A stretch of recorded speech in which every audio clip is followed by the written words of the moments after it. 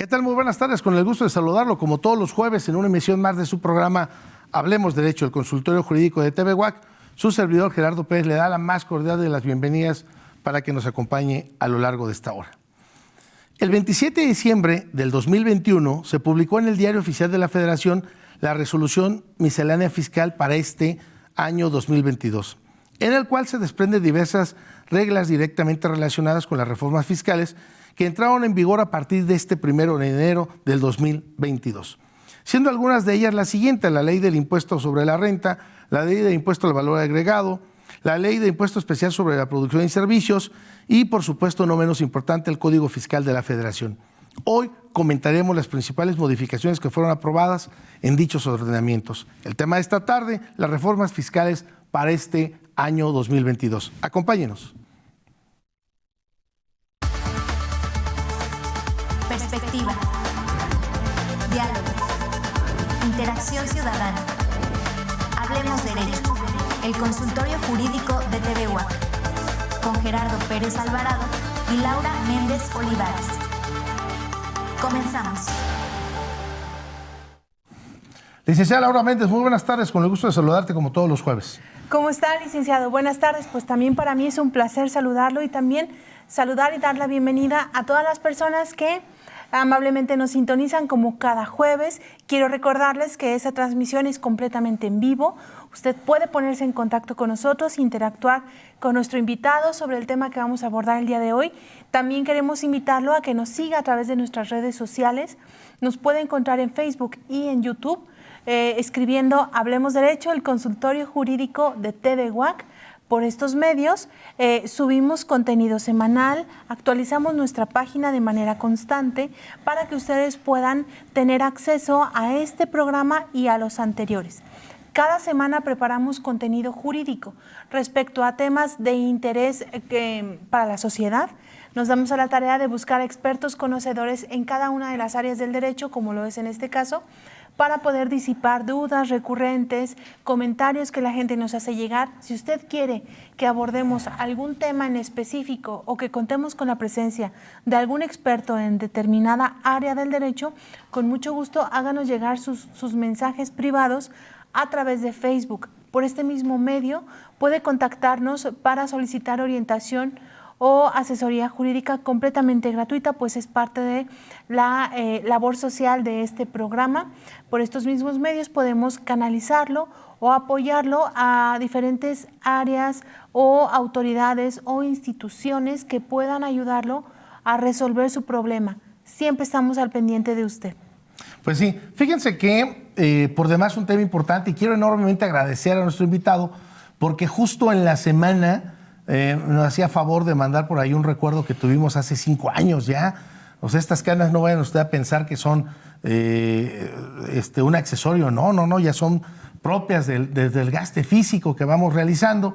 Aquí, por supuesto, la licenciada Laura, pues no, hombre, apenas va llegando a sus 20 años. Todavía tiene tierna, inocente la mirada. Y bueno, pues entonces, fíjese usted que nos hace llegar este invitado, estos recuerdos de hace 5 años, y al cual agradezco enormemente. Y bueno, desde entonces conservar y seguir yo a título personal, pues admirando su trabajo, porque cada vez que lo veo luego en las redes con un reconocimiento más, una participación más, una constancia más de estudio, y es ahí donde digo, no hombre, pues aquí el maestro me lleva como 10 constancias, yo apenas hago como 2 o 3 al año. Entonces, pues verdaderamente es un gusto y un honor poder contar con su amistad y por supuesto que pueda estar en esta mesa de trabajo a la distancia y que nos pueda disipar todas las dudas e inquietudes desde el punto de vista, por supuesto, contable y fiscal, y por supuesto también, también del conocedor del derecho. Licenciada Laura Méndez, si podemos presentar a nuestro invitado para entrar en tema. Claro que sí, con mucho gusto. Bueno, pues el invitado que hoy nos acompaña a la distancia, el maestro Tomás Cisneros Medina,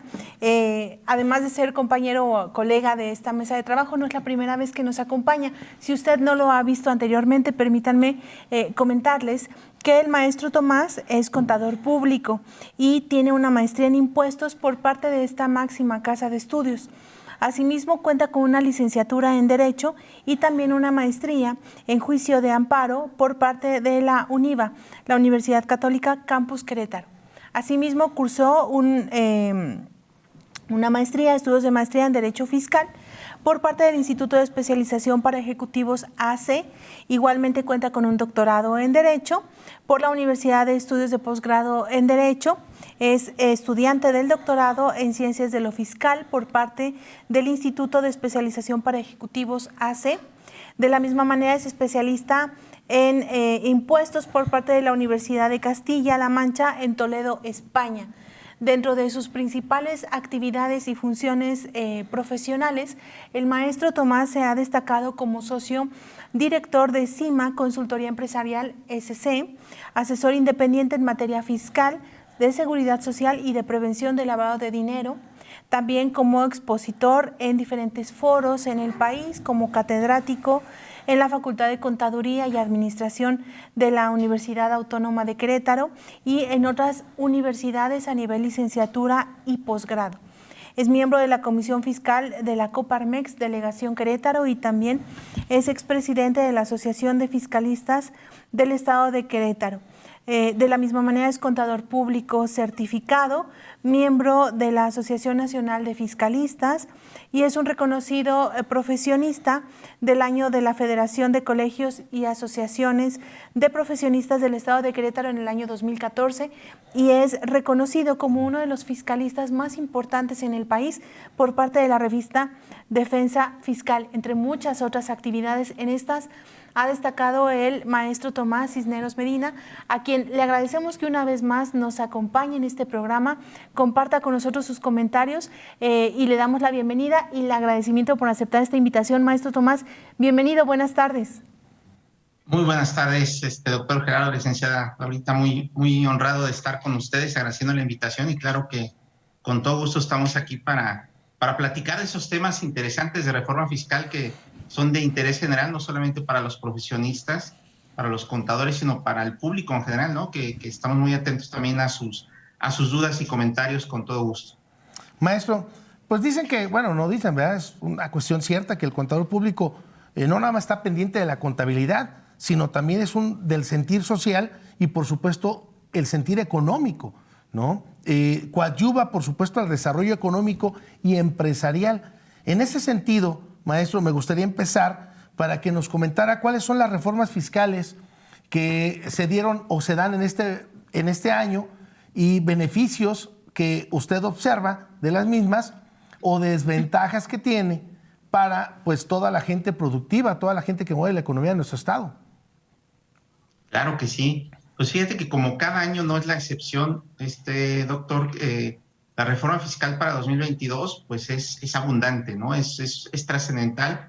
Hay muchos temas que han causado por ahí muchísima confusión también entre la población y creo que vale la pena comentar algunas en específico.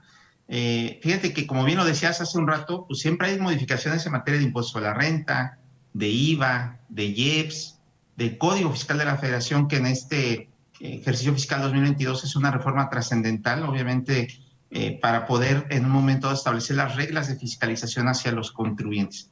¿Qué pasa en materia de impuesto a la renta? Si me permites, vamos a empezar a analizarlas en ese sentido, en el sentido de señalar que en materia de impuesto a la renta precisamente se regulan algunos temas interesantes y que pueden ser el conocimiento general de la población en esta hora que vamos a platicar de ello. Si ustedes deducen combustibles, recordemos que una de las obligaciones pues, es obtener nuestro comprobante fiscal por comprar gasolinas o gas o cualquier otro tipo de combustible. Bueno, debemos de pagarla, aun cuando el importe no sea mayor a 2,000 pesos, debemos de pagarla con cheque, transferencia, tarjeta de crédito, débito, etcétera. Y una de las novedades para este ejercicio fiscal es que usted debe de estar al pendiente de que esa factura de adquisición de combustibles deba de contener dentro del cuerpo del comprobante fiscal en un campo específico del CFDI el número de permiso que tiene la empresa que le está vendiendo, el permiso otorgado por la Comisión Regulatoria de Energía y que este permiso no se encuentre cancelado. Es lo que debemos de verificar a partir del 2022, que es un tema interesante. El tema de también las deducciones por cuentas incobrables para las empresas, podíamos deducir las cuentas incobrables con ciertos requisitos, entre uno de ellos era con el simple hecho de presentar la declaración, alguna demanda, en un momento dado, presentar la demanda ante los tribunales, en ese momento yo ya podía deducir. nos cambian un poquito la regla del juego para decir, qué bueno que presentaste tu demanda, pero tú deduces hasta que tengas una resolución definitiva en la cual pues te dieron la razón, no pudiste cobrar y ya ejecutaste las acciones que te dan derecho a través de esa sentencia y no pudiste cobrarle al deudor. Entonces, hasta ese momento vas a deducir, que puede ser diferente. Yo presento mi demanda hoy, a lo mejor me tardo 2 o 3 años en todo este proceso de juicio mercantil para poder cobrarle algo a la persona que me debe, hasta 2 o 3 años que yo sepa que efectivamente ya no tiene cómo pagarme, pues entonces en ese momento podré deducir. ¿Estamos de acuerdo? Otro tema interesante también es, por ejemplo, los montos originales de las inversiones. En ciertas inversiones que vayamos a hacer, debemos de integrar su monto original con otros conceptos novedosos, ¿no? Como puede ser en un momento dado todas esas preparaciones del emplazamiento físico, la instalación, el montaje, el manejo, la entrega, los fletes de, por ejemplo, una maquinaria que voy a montar. Todo eso forma parte del costo de la inversión de la maquinaria, y esa parte de ese costo de la inversión es lo que vamos a deducir en el futuro, ¿no? A través de la aplicación de tasas diferentes de depreciación. Vienen algunos regímenes especiales para las personas físicas que creo que es algo que nos interesa, como por ejemplo el caso de que desaparece el régimen de incorporación fiscal, que afecta a muchísimos contribuyentes. Yo creo que muchos pequeños contribuyentes que tienen sus pequeños negocios, como a lo mejor alguna pequeña papelería, una senaduría, una ferretería, una pequeña farmacia, tiendas, etcétera, tributaban en este régimen. Bueno, se acabó el régimen, ¿no? Se acabó el régimen en el texto de ley. Los que ya estaban en el régimen tienen opción, por disposición transitoria de la ley, seguir tributando en este régimen hasta por el periodo máximo que nos permitía la ley vigente hasta 2021. Es decir, ese régimen nació para que estuvieran hasta 10 años los contribuyentes en este régimen de incorporación fiscal. Si ustedes ya llevaban inscritos 3, 4, 5 años, bueno, se pueden seguir tributando en este régimen por los años que les queden, los restantes de los 10, en este régimen, aunque ya no forme parte del texto de ley. Por disposición transitoria se nos permite seguir. Aquí el tema interesante es que si querían seguir, debieron de haber presentado un aviso ante el Registro Federal de Contribuyentes de que ejercían la opción de seguir tributando en ese régimen.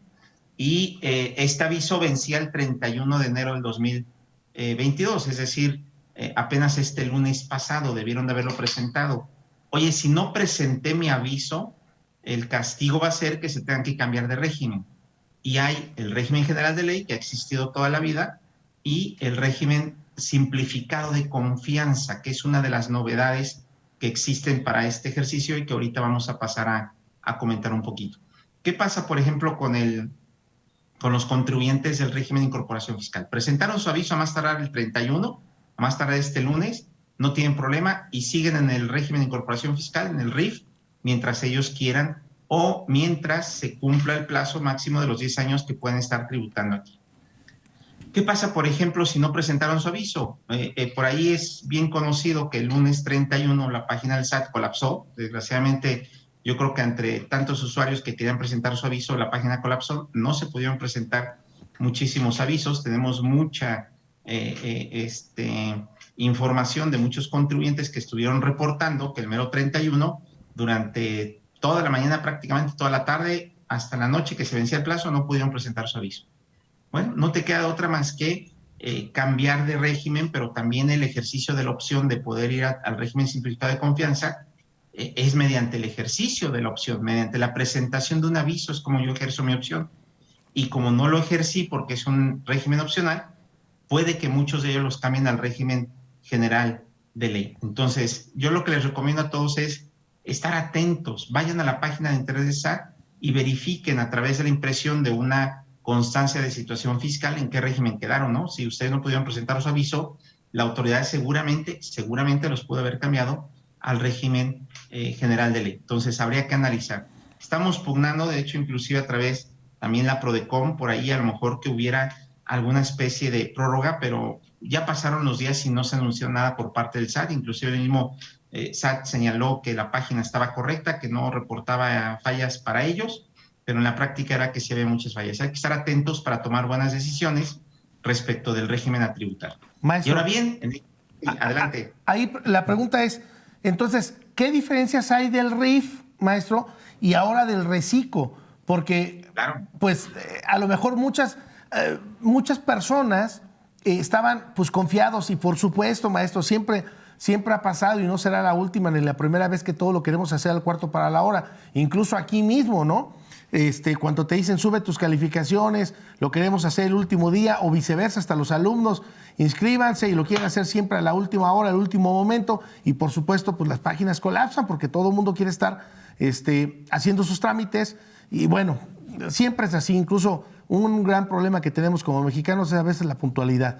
Pero bueno, claro. ¿Qué diferencia hay, maestro, entonces en el régimen anterior? Porque a lo mejor la gente diga, oiga, ¿qué ventajas tengo entonces de haberme quedado en el RIF o ahora pertenecer al reciclo, ¿no? ¿Qué ventajas, desventajas? O usted, pues, para que puedan incluso acercarse a un contador, maestro, porque antes hablaban de que la contabilidad le iban a hacer tan simple para que cualquier persona pudiera realizar sus trámites, y pues la verdad es que veo que doy sorpresa, ¿no? Con tantos delitos que tenemos también ahora en el código fiscal. Por supuesto, pues que estos ameritan incluso prisión preventiva por la evasión de impuestos. Muchos pudieran caer en una situación así o dar por hecho decir, bueno, no es mi culpa, yo hice todo lo posible y ya no estoy declarando, cosa me parece que un poco tanto peligrosa. Claro, definitivo, creo que tienes mucha razón en ese sentido, doctor, porque ¿qué es lo que pasa, no? Se anuncia como un platillo por parte de las autoridades fiscales que no van a necesitar un contador, que todo está muy sencillo para pagar sus contribuciones y se acabó el asunto. Bueno, el simple hecho a veces de la determinación de la contribución es compleja. Si bien es cierto que me pueden ayudar a través de declaraciones prellenadas y todo, no olvidemos que el tema de cumplimiento de obligaciones fiscales y esa relación que tenemos con el fisco federal, pues incluye, es todo un ecosistema, una serie de disposiciones fiscales inmersas en diversas leyes, que no solamente es emito mi comprobante y pago mi impuesto, es muchísima la carga administrativa, legal que tienen los contribuyentes para poder hacer frente y cumplir con sus obligaciones fiscales. Entonces, creo que ese es el primer error, el señalar que no vamos a necesitar un contador. Necesitamos un contador, un asesor de cualquier tipo, inclusive la Prodecom puede ayudar a asesorar en estos temas, pero necesitamos un contador. ¿Cuáles son las grandes ventajas y desventajas de un régimen y otro? Por ejemplo, régimen de incorporación fiscal, a lo mejor mucha gente dice, por ejemplo, tengo algunos amigos, colegas, familias que me dicen, yo ya la entendí y está sencillo y ya no hay problema, ya le entendí la mecánica. Y recordemos, siempre el cambio, pues siempre nos ofrece de alguna forma cierta resistencia o cierta complicación al cambio. Entonces, si ya le entendiste al RIF, qué bueno, ahí quédate y ahí síguete, no te cambies. Tenemos una gran ventaja en el régimen de incorporación fiscal. En el RIF los pagos son bimestrales, en el reciclo los pagos van a ser mensuales. En el RIF, en un momento dado tenemos una tasa fija, en el reciclo vamos a, en un momento dado, aplicar una tabla que va a ser gradual, progresiva. En cuanto más gane, la tasa va a ser mayor del impuesto. Entonces me obliga a ir a calcular, ir a buscar los ingresos en esa tabla y aplicar la tabla de manera correcta. Las declaraciones mensuales creo que me parece que es un tema que pudieran los contribuyentes ir más a la carrera en el cumplimiento de estas obligaciones fiscales, pero hay algo muy importante en el régimen de incorporación fiscal para aquellos contribuyentes que tenían en un momento dado beneficio del decreto del artículo 23 de la Ley de Ingresos de la Federación, en la cual podían pagar no solamente el impuesto de la renta, sino también el IVA e inclusive el IEPS para sujetos contribuyentes de IEPS a través de unas tasas fijas, ¿no? Oye, ¿a qué te dedicas? Al comercio, a los servicios, a la industria, a esto.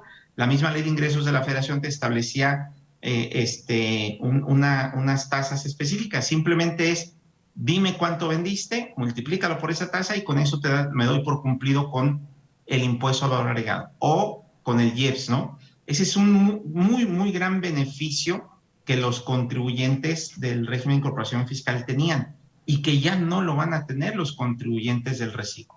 Ellos sí van a tener que pagar su IVA tal como lo cobren, los gastos que puedan deducir, no deducir porque no deducen, pero que pudieran ser deducibles y en un momento dado acreditar el IVA de esos gastos y pagar el IVA neto, vamos a decir, el IVA trasladado menos mi IVA acreditable a la autoridad fiscal. Entonces, eso les obliga a hacer cálculos adicionales y a erogar cantidades que a lo mejor no estaban acostumbrados a pagar en el régimen de incorporación fiscal. Entonces, sí tiene algunas ventajas para algunos contribuyentes quedarse en este famoso RIF en comparación con el reciclo.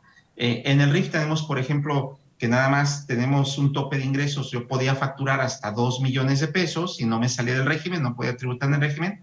En el régimen simplificado de confianza puedo facturar hasta 3,5 millones. Entonces, si lo veo por ese lado, mi margen de ingresos para poder tributar en este régimen, pues es mayor. Vemos que la tasa en el régimen simplificado de confianza es del 2.5, la tasa máxima sobre 3,5 millones, que estamos hablando de 87,500 pesos, si mal no recuerdo, máximo de impuestos sobre la renta que voy a pagar, que me parece muy benéfico y una tasa muy cómoda para los contribuyentes, pero con estos temas que estamos platicando. Hay una serie de obligaciones que me dice la misma ley: si no me cumples con esas obligaciones, no puedes seguir tributando en el régimen y te vamos a sacar del régimen. Tienes que abandonar, pero si tú no abandonas y yo, autoridad, detecto incumplimiento, pues entonces yo te voy a sacar, ¿no? Te vas a ir a otro régimen. Y el tema con este régimen simplificado de confianza es, pues debo de estar muy al pendiente de mis obligaciones fiscales, cumplirlas. No se vale que no presente mis declaraciones mensuales, no se vale que no presente mi declaración anual en el mes de abril para hacer el ajuste de todos los pagos mensuales que hice durante el ejercicio. No se vale que deje de llevar en un momento dado de emitir comprobantes fiscales. Tiene un tema muy específico en exigir la emisión de comprobantes fiscales por mis ingresos. Entonces, el contar con una firma electrónica, el tener activado nuestro buzón tributario, son obligaciones que les establece al régimen simplificado de confianza, que ante su incumplimiento, aparte de las multas que puedan proceder por cada una de las omisiones en estos actos, definitivamente van a abandonar el régimen. Y una vez que un contribuyente se sale o lo sacan del régimen por no cumplir con sus obligaciones, ya no puede volver a tributar en este régimen simplificado de confianza. Y entonces tendrá que emigrar forzosamente al régimen general de ley, donde definitivamente las obligaciones son más complejas, mucho más obligaciones, y que definitivamente va a necesitar el auxilio de un contador, ¿no? Eso sin lugar a dudas. Y entonces, pues estas son, dentro de lo que cabe, algunas de las características esenciales o diferencias entre tributar en el régimen de incorporación fiscal y tributar en este nuevo régimen simplificado de confianza. Maestro, antes de cambiar a otro orden de ideas, me gustaría que nos pudiera comentar qué son los comprobantes fiscales, los famosos CFDI, maestro, porque muchos ahora comentaban, o por lo menos yo he escuchado a algunos compañeros, colegas, abogados en el ejercicio de la profesión, que dicen, no, a ver, espérame, te voy a emitir una factura, pero no me la vas a cancelar, o ya me la cancelaste, pero a ver, espérame, porque no puedo nada más estar entregando facturas así. Como que se ve un poco más complejo la expedición de facturas, maestro. ¿Qué es un CFDI? ¿Qué importancia tiene? ¿Y de qué manera este comprobante fiscal puede generar responsabilidades, incluso el no darlo de baja? ¿Y de quién es responsabilidad darlo de baja en dado momento de no hacer frente a esa factura? Es una regulación excesiva en nuestro país con el tema de los comprobantes fiscales. Debemos entender que el comprobante fiscal es precisamente el comprobante que tiene efectos en el ámbito de lo fiscal. Ampara o comprueba la realización de un acto, una actividad, la obtención de un ingreso, alguna operación que tenga efectos en el ámbito del derecho fiscal. Y esto evolucionó desde hace mucho tiempo, porque antes, si ustedes recuerdan, emitíamos las facturas, famosas facturas en papel, impreso, ¿no? Evolucionó para llegar ahora a lo que es el comprobante fiscal digital por internet. Es un documento electrónico. Se realiza a través de ya sea la página de internet del SAT o de algún programa en específico que tengamos, que hayamos contratado, rentado o inclusive generado por nosotros mismos, y que nos permita llevar a cabo la generación de estos archivos electrónicos que les llamamos XML, ¿no? Con extensión XML, y que eso va a ser mi comprobante fiscal.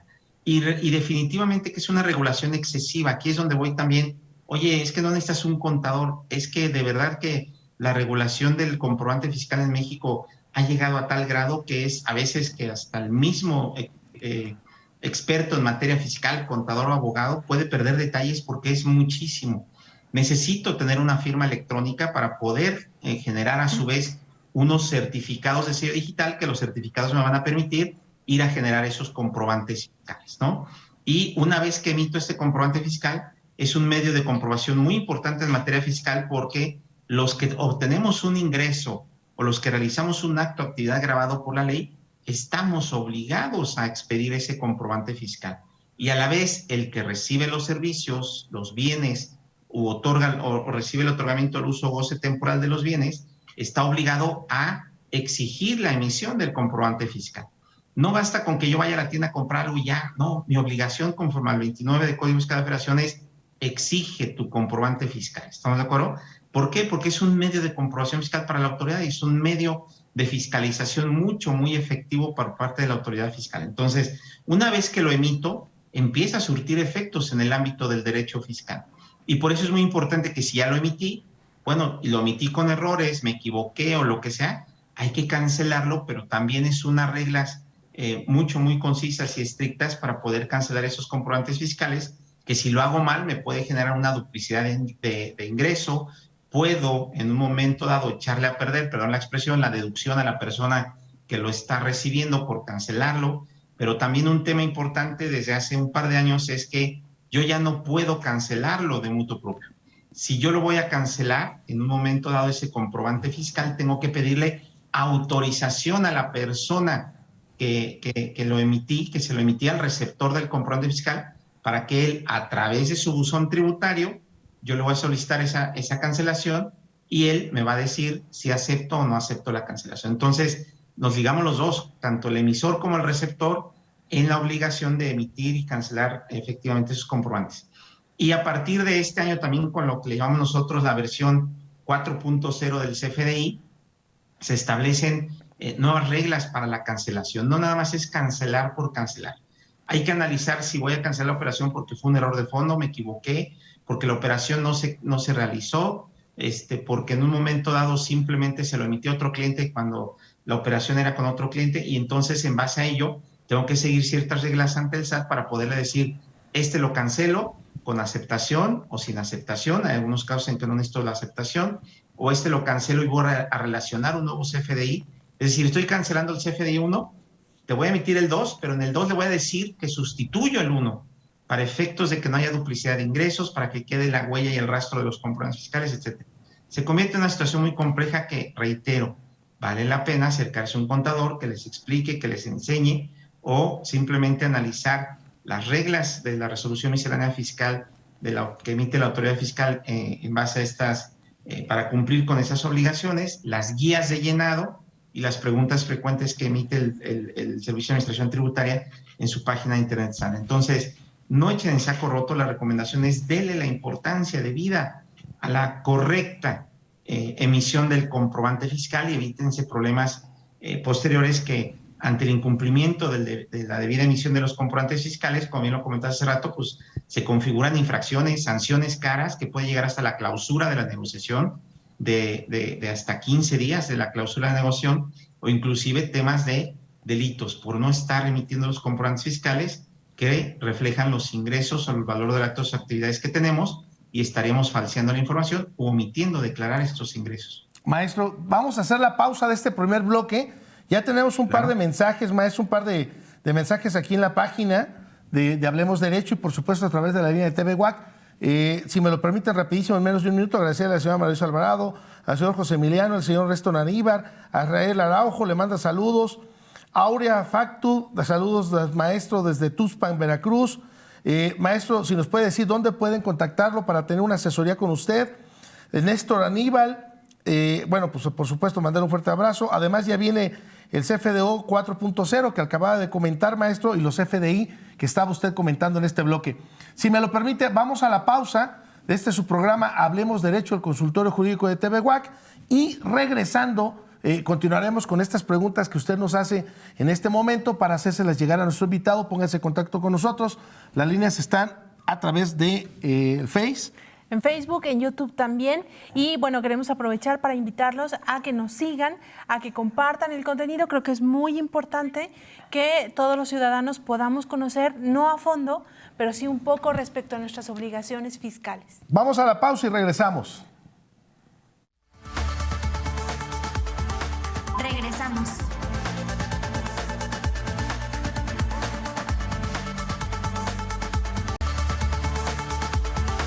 Continuamos.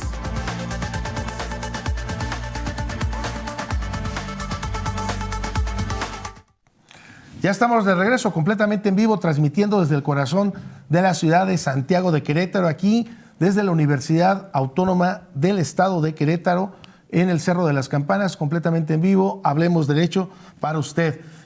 Nos hace favor de acompañar a la distancia el maestro Tomás Cisneros Medina, con el cual estamos hablando de las reformas fiscales para este año 2022. Y si me lo permiten, quiero agradecer enormemente a Rael Araujo, manda saludos, maestro Tomás. Repito, a Aurea Factu Fácil, saludos maestro desde Tutpan, Veracruz. Maestro, ¿dónde lo podríamos contactar? Preguntan para alguna asesoría que pueda usted proporcionar. Y tenemos otras preguntas, licenciada Laura Méndez, para que también las pueda ir desarrollando nuestro invitado. Sí, maestro. Bueno, aquí con respecto a lo que ya nos ha estado anticipando en el primer bloque, las personas tienen muchas dudas porque, bueno, todo lo nuevo genera muchas dudas, confusión, sobre todo cuando es algo tan complejo, al menos en apariencia, para alguien que no sabe. Concretamente nos hacen llegar aquí un mensaje que me gustaría exponérselo para ver si es que lo puedo transmitir de una manera adecuada. Nos comenta aquí la persona que nos ve a través de televisión que su contadora le ha sugerido en años anteriores que facture para poder deducir. Entonces la persona factura todo, incluso le pide a sus familiares, oye, vas a comprar vitropiso, factúrame a mi nombre, o vas a ir a hacer el servicio al coche, factúralo a mi nombre, para obtener algún beneficio fiscal de esta manera. Y la duda concreta de la televidente es que leyó en redes sociales que estos movimientos de facturar muchas cosas o facturar prácticamente todo, de todo tipo, pueden resultar movimientos sospechosos para la autoridad hacendaria cuando hay una facturación excesiva y a lo mejor las declaraciones no son congruentes. No son acorde a tus ingresos. Ajá. En este sentido, ¿cómo podemos orientar a la persona que se comunica con nosotros? Muy buena pregunta y creo que es muy aplicable para todo el foro porque es una práctica, me parece, un poco común, ¿no? La cual es completamente errónea. Lo primero que les quiero recomendar es no hagan esto porque están llevando a cabo simulaciones, ¿no? Actos simulados que en el mundo del derecho, en específico el derecho fiscal, son muy castigados, muy penados. Estamos engañando al fisco federal, estamos llevando a cabo deducciones para efectos fiscales o acreditamientos para efectos del ISR o acreditamientos para efectos del IVA, derogaciones que yo no realicé y que son falsas porque no son mías. Primer punto. Segundo punto, podemos, como lo decía el doctor Gerardo ahorita, el tema de que, oye, a lo mejor de que tanto me están facturando por mí mis familiares, amigos, pues que estoy llevando a cabo una serie de erogaciones que no guardan congruencia con mis ingresos. A lo mejor me están facturando 1,000 cuando yo facturo 800, ¿no? Entonces va a decir, tus ingresos son 800 y tus erogaciones son 1,000, ¿de dónde? Y caemos en una figura para efectos fiscales que se le llama de la discrepancia fiscal. No tienes forma en un momento de demostrar por qué estás erogando más de lo que estás ingresando, ¿no? Lo que estás declarando de ingresos. Tener mucho cuidado con ello. Y aparte el tema de que, otro tema que deben de entender es que una factura no la hago deducible. Lo que hago deducible es la operación. Si yo no puedo demostrar la materialidad de la operación, si que yo llevé a cabo efectivamente esa operación, y aparte, ¿para qué me sirvió para efectos de mi negocio? Que sea estrictamente indispensable. Qué bueno que tienes la factura, la erogación no es deducible. No basta nada más tener la factura y creer que con eso vamos a solucionar el mundo. Creo que valdría la pena reflexionar sobre estos temas y entonces, pues, decir, a ver, vámonos con toda honestidad, ¿no? ¿Qué estoy gastando? ¿Qué estoy erogando? Y lo que sea estrictamente indispensable para obtener mis ingresos, para desarrollar mi actividad, es lo que puedo deducir. Y aparte hay muchos temas, como dicen hoy, van y compran Vitromex, ¿no? Un piso y se gastan 4,000 pesos y el pariente les da la factura y la pagó en efectivo. No es deducible. Toda erogación mayor a 2,000 pesos debe de ser forzosamente pagada con cheque nominativo, transferencia electrónica, tarjeta de crédito, débito, de las cuentas del contribuyente que pretende deducir. Entonces, creo que no es una buena práctica, no la recomiendo por el tema del engaño a la autoridad y que inclusive constituye un delito de defraudación fiscal equiparable. Entonces, tener mucho cuidado con eso. Y simple y sencillamente la la discrepancia fiscal, maestro, ya trae como consecuencia responsabilidad, ¿no? Penal, inclusive. Sí, por supuesto. Pero bueno. Aquí nos da, maestro, nos da puntos bien importantes. Tiene que ser pagada con tarjeta y con la tarjeta de la persona, del contribuyente. Claro. Son cosas que a lo mejor uno como que está siendo asesorado por un contador, pues simplemente yo pido la factura y realmente no conocemos qué efectos. Y al respecto, maestro, también nos hacen llegar una pregunta que creo que viene a colación.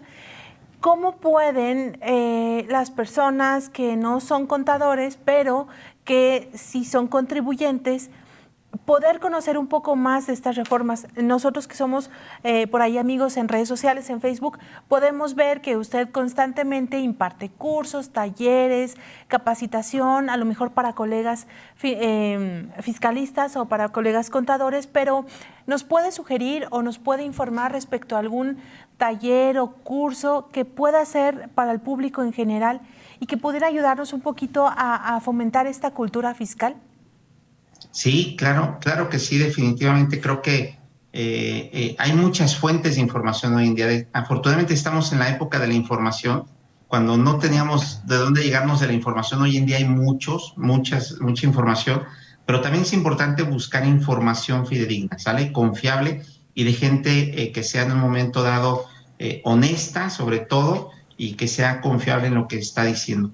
Creo que hay muchas fuentes, ¿no? Pueden inclusive, para informarse en términos generales, la misma página del Servicio de Administración Tributaria, ¿no? Tanto en Twitter, en redes sociales, en YouTube, tienen sus canales, etcétera, como por ejemplo de la Procuraduría de la Defensa del Contribuyente, la PRODECON.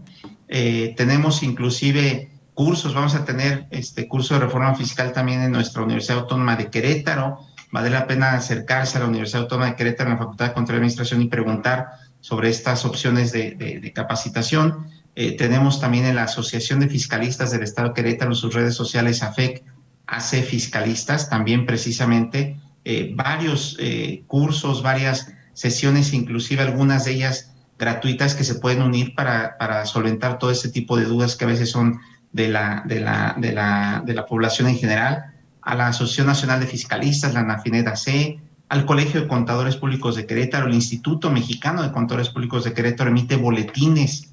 Entonces, creo que información hay muchísima. Hay que ir a buscar un poquito las redes sociales de todas estas instituciones que les puedo yo recomendar, y ahí van a ver muchas comunicaciones, talleres, cursos, eventos gratuitos, algunos, etcétera, que puedan ustedes tener en mente y acercarse para poder estar informados de esta situación. Bien, maestro, fíjese que ha sido un programa muy interesante, muy enriquecedor. Tenemos muchos mensajes. Repito, no se me va a pasar que nos pueda decir dónde lo podemos contactar, maestro. Pero nos pregunta José Emiliano Pérez Mejía, saludos al estudio. Dice, he invertido en acciones con el grupo bursátil mexicano y he obtenido ganancias derivado de esto.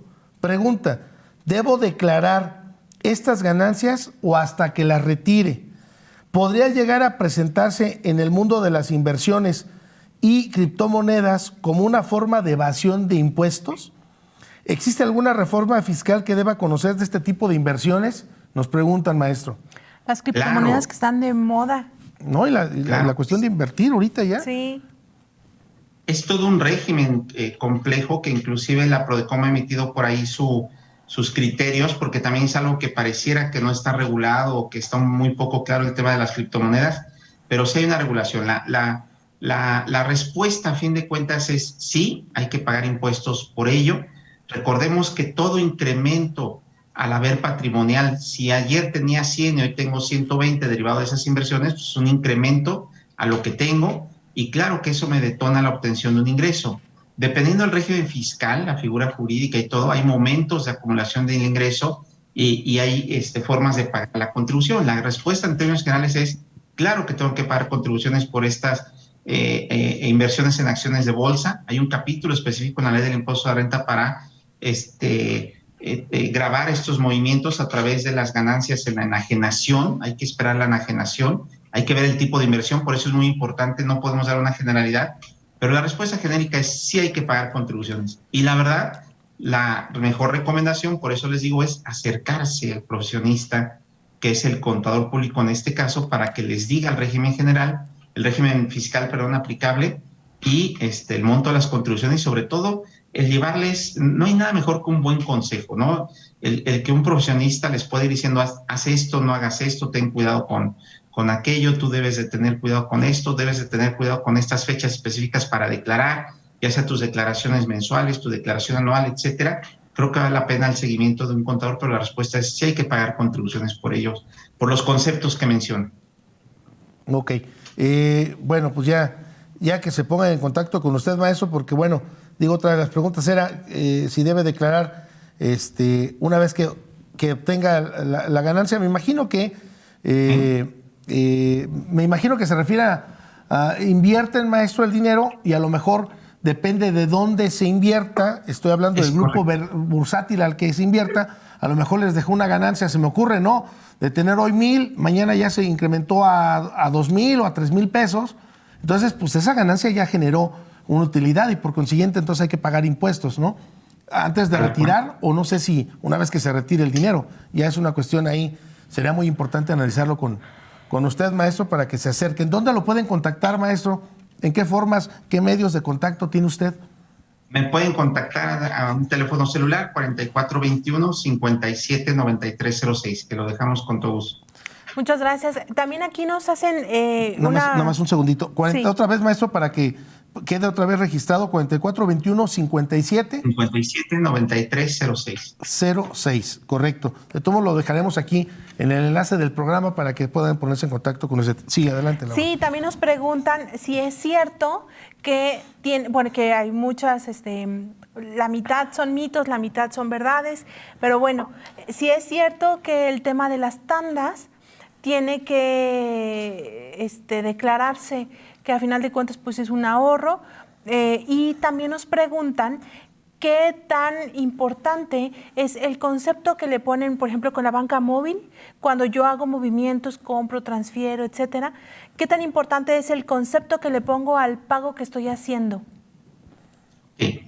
Vamos a empezar, por ejemplo, con el tema de las tandas. ¿Qué pasa con las tandas? A fin de cuentas, pues es manejar el dinero de otros, financiarse a través del dinero de otros, muchas veces si yo organizo la tanda y si yo junto a 10 personas y entonces 10 personas ponen su parte de su ahorro para empezar a repartirla entre los demás, definitivamente esto no detona la obtención de un ingreso. El problema es que cuando la autoridad detecta estos depósitos bancarios, los cuales no están sustentados bajo ninguna forma de prueba, pues claro que la autoridad dice, para mí son ingresos y se acabó el asunto. Muchas veces la problemática consiste en que no documentamos las operaciones como deben de ser. Y el problema también, pues, es que si yo voy a armar una tanda, pues claro que lo que menos estoy pensando es que tenga que hacer contratos o que tenga que hacer ahí una reunión de asamblea, que nos pongamos de acuerdo, que nos adhiramos, que firmamos. No lo vamos a hacer, esa es la gran problemática muchas veces.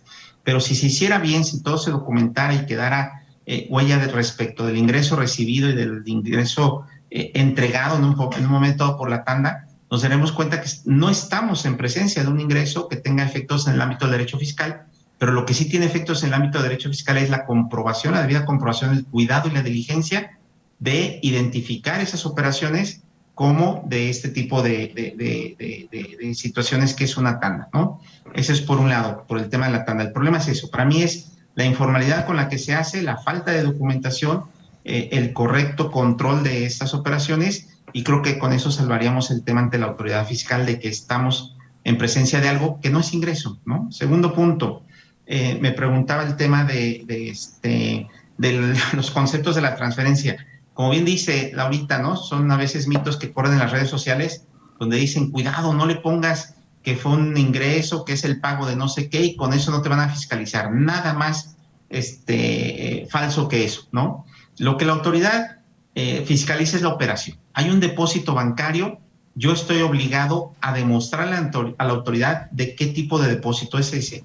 Si yo no le puedo demostrar el origen de ese depósito, en automático la autoridad tiene una presunción, le llamamos, una facultad de presumir que ese depósito es ingreso. Y entonces, si estamos en la presencia de un depósito que es ingreso, pues tendré que pagar contribuciones. Hay quien dice, tú ponle ahí que simplemente es cualquier otro concepto en el tema bancario, y no vas a tener problema. No, eso no funciona así. Quiero decirles que eso no funciona así. Lo que tendré que demostrar en un momento que la autoridad indague a qué se refieren ciertos depósitos, lo que tendré que hacer es demostrar fehacientemente el origen y la naturaleza jurídica de esa operación para poder demostrar si son o si no son ingresos para efectos fiscales. No afecta el tema de lo que yo le ponga. Yo le puedo poner lo que quiera, pero tendré que demostrar la verdadera operación de fondo, ¿no? Sí. No, y a veces, maestro, como atinadamente lo comentaba usted, y espero que haya quedado claro con nuestra televidente, en lo referente a que yo creo que cuando decía que estaba asesorada por un contador, decía Laura, digo, a lo mejor no lo dudo, ¿verdad? Pero pues necesitamos actualizarnos y irnos profesionalizando, maestro, claro. Porque pues el hecho de decir, tú dile que te facturen todo, pues incluso hasta en responsabilidades de otra índole, no nada más era para ayudarle a pagar impuestos, sino hasta responsabilidades de orden fiscal, correcto, por estas discrepancias. ¿Cómo gano 10 pesos y resulta que gasté 20? ¿No? Entonces, realmente complicado. Y lo otro, nos pregunta, muchas gracias, felicidades, excelente programa, excelente ponente, la señora María Luisa Alvarado. Nos pregunta nuevamente, ¿debo pagar impuestos si doy o recibo pensión alimenticia, maestro? Nos preguntan. Ok. No, a ver, para el que lo da, ¿no? Si a mí me demandan el pago de una pensión alimenticia, pues es un deber que va ligado por el tema de la relación familiar, ya sea con mis ascendientes o mis descendientes, cónyuge, etcétera, ¿no? Pero tengo la obligación de pagar.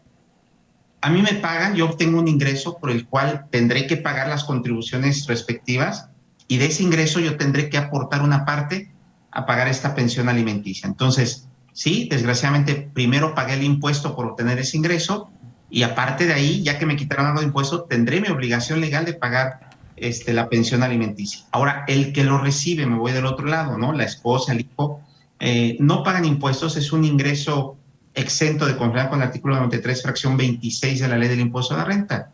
El que obtiene el ingreso en concepto de alimentos es un ingreso exento. Estamos cumpliendo una obligación en el ámbito del derecho familiar, una obligación legal y no es un tema que tenga que generar impuestos. Pero otra vez, siempre hay que documentar porque la autoridad va a ir con la señora o con el hijo, con quien sea, y va a decir, a ver, aquí hay una cuenta bancaria donde en un año hay lo que sea, ¿no? 100,000, 200,000 pesos de depósitos y no me has declarado. El SAT va a decir, para mí son ingresos. Bueno, tendré que demostrar la naturaleza jurídica. No, mira, aquí hay una sentencia por parte del juez de lo familiar en el cual se le obligó a mi marido a pagar, ¿cómo se llama? Alimentos. Aquí están los depósitos en el juzgado, aquí está el cheque del juzgado que entró a mi cuenta, transferencia, lo que sea. Todo va ligado. Entonces, creo que hay que guardar muy bien los documentos, los expedientes, para el caso en que sea necesario demostrar. Bien, maestro. Nos quedan aproximadamente un par de minutos, maestro, para cerrar el programa. Desafortunadamente el tiempo es nuestro peor enemigo. ¿Algún mensaje final, maestro?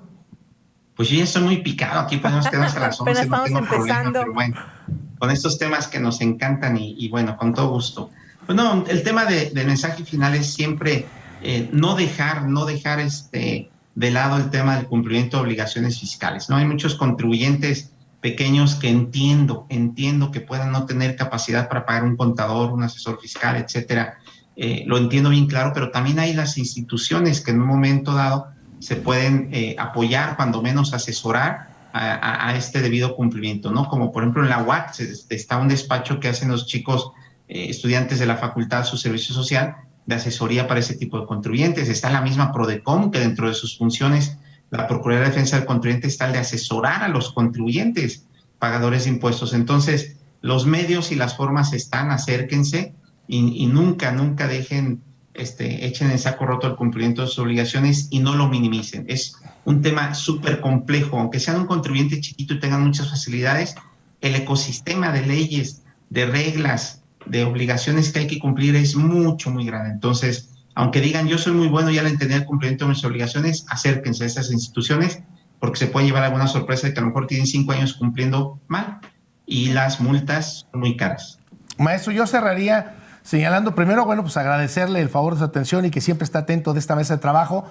Y también para todas aquellas personas, ya ve que dicen, maestro, que siempre tener un abogado y un médico en casa es indispensable. Yo agregaría que tener un contador en tu vida siempre Claro. te genera utilidades, maestro. Entonces también hay que ponerlo ahí como parte indispensable para que estas nuevas generaciones pues ya no nada más busquen abogados o médicos, maestro, también busquen contadores para que puedan hacer su vida más productiva y más útil. Maestro, siempre es un gusto, le mando un fuerte abrazo y agradecerle el favor de su atención a usted que nos sigue semana a semana, cada jueves, en una emisión más de su programa Hablemos Derecho. Licenciada Laura Méndez, si podemos despedir el programa. Sí, claro, con mucho gusto. Pues también, además de agradecer a nuestro invitado, además de agradecer a todo el auditorio que de manera semanal nos sigue en este programa, también queremos agradecer a todo nuestro equipo de trabajo, gracias a quienes la transmisión de este programa es posible a través de TV WAC y por supuesto también de las redes sociales. Agradecemos mucho a Denis Sánchez, a Osiel Santaella, a nuestro productor Jaime Varela y por supuesto aquí detrás de cámaras Agustín Robles. Muchas gracias a todos y a usted por el favor de su atención. Maestro, muchas gracias por acompañarnos. Al contrario, muchas gracias a ustedes y felicidades por esta labor y este gran programa. Gracias, maestro. Hasta el próximo jueves, señores. Un abrazo, maestro. Gracias. Muy buenas tardes.